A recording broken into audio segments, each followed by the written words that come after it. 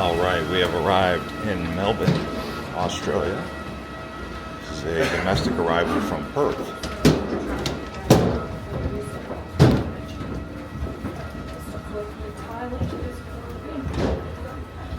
And that flight took about 3 hours. It was on Qantas. I was sitting economy, middle row, middle seat. It's a long time to be cramped like that, like a sardine, for 1,100 Aussie.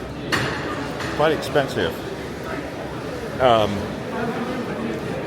Flights, honestly, on Qantas are probably the most expensive I've seen in the world for domestic flights. I mean, flying domestic in the US is pretty expensive, but Australia has it beat. Service on there was good. It was efficient, but to their defense, it's also a full flight. So that means supply and demand. But the first thing that comes into my mind is, well, because they have a monopoly, probably. That's why monopolies are no good. When there's a monopoly, there's no price advantages for the consumer.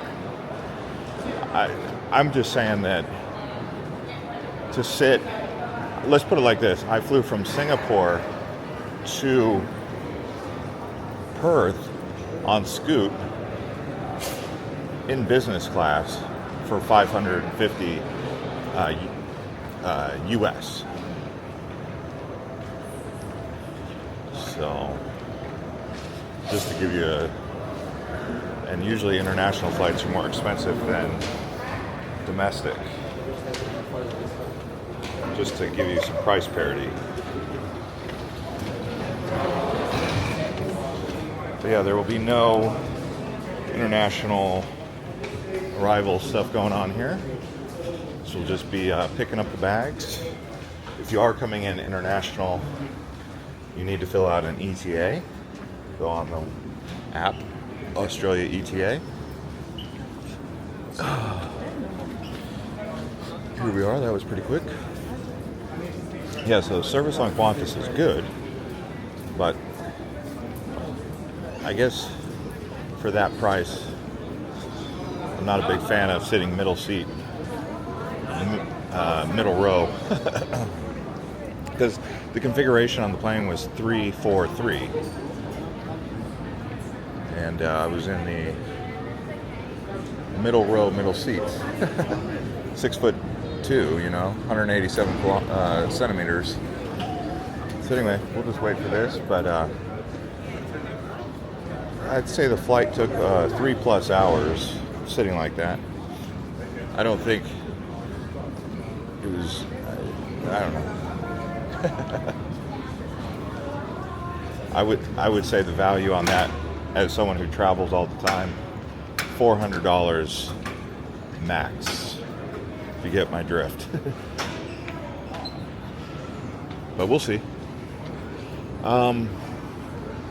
Happy to be on the east coast of Australia because there's no real way to get across from Perth to Melbourne in public transportation. I guess there's a train, but it's like always booked and really expensive. Well, we've been on the ground now for about, 15 minutes. Still no bags, but we're going to get closer. It is cold here in Melbourne, and it is in December, which is darn near summer. It is very cold. I think there's my bag. That would be pretty quick. No.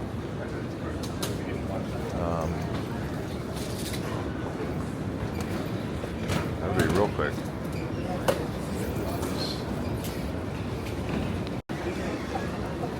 That was fast and efficient. So far, my observation of Australia for airports, very efficient but expensive. That's, I guess you get what you pay for, right? So that's the two big things. Fast and efficient. Probably took like 15 to 20 minutes max from when it hit touchdown. So now I've got to get a Taxi, boy, is it cold. It's I think it's 58 degrees, which is like 15 degrees Celsius. So where's the Uber? Oh, okay, it's the other direction. So anyway, I'm just happy to be over here on the east. I felt kind of like stuck over on the west. Like I really wanted to go to Margaret River. I wanted to go to Albany and Esperance, but it was just wasn't as efficient as I would have liked. Like it was, it's still a developing region. But the big thing was, if I went all the way to Esperance, there was no forward progress except for through the airport. And I wasn't like in a big hurry. Although if I had it to do all over again, maybe I would have gone to Broome and then Darwin, or maybe straight to Darwin. I was actually kind of regretting that I didn't do that route, which would have been the north. So I'll have to make it up and do that later. But here's the Uber. How does this work? Oh my gosh. What is this line for? Okay, this is a bit different than what I'm used to. So you actually book on the app and then you get in a queue. And I'm in Uber B, so I have to give the driver my PIN. And it's going to cost 72 Aussie dollars to get to the CBD. That's very expensive, my goodness. So this is inefficiency and high pricing. That's not good. Maybe it's because it's an older airport, so they're bottlenecked, or I don't know. Perth didn't have this problem. Okay. Zone A, where's Zone B? So I've been in line for a few minutes here, but I think there's taxis that you can wait for that may be faster.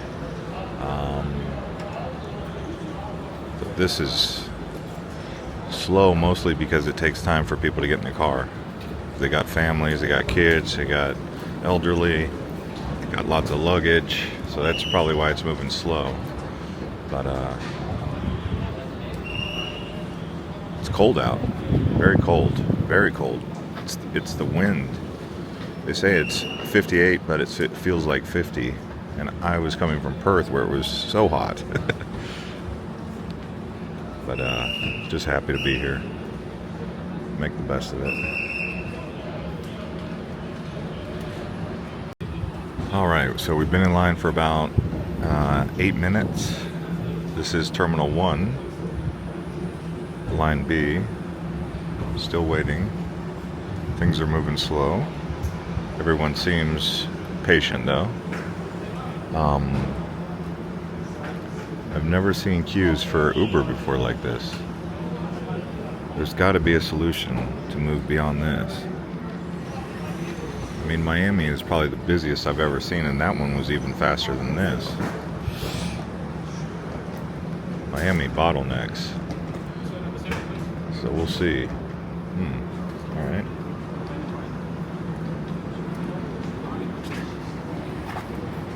There we go. We got some progress. Oh, but no cars. No, I'm by myself. All right, 10 minutes in line, and we've made it to a car. Got one. That's good.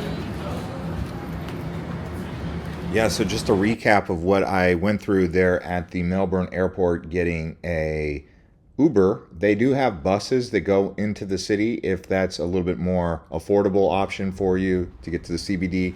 It took around 25 to 30 minutes. The airport is quite far away from the central area here in Melbourne. Like I said, the Uber costs around 65 to 75 Aussie. It just depends if you wanted to do the bigger vehicle or the comfort. And then if you wanted to do luxury, it would be even more than that, of course. All right, so I'm here at the hotel. I actually went to the wrong Holiday Inn on my first one. I went to the Holiday Inn Express. Oh, what's this? How's this work?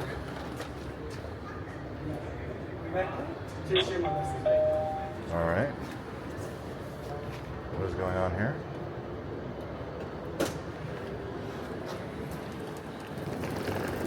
shared with the Hotel Indigo. There was a beautiful rainbow coming in. That was beautiful rainbow coming in. Actually, I was quite amazed at how modern Melbourne's skyline has become. First time I came here 10 years ago. Second time I came here was 2020. Now it's 2025, so I keep coming every 5 years. And man, it just keeps growing. What a boom town. It's definitely quite cold though, so we'll do our check-in here.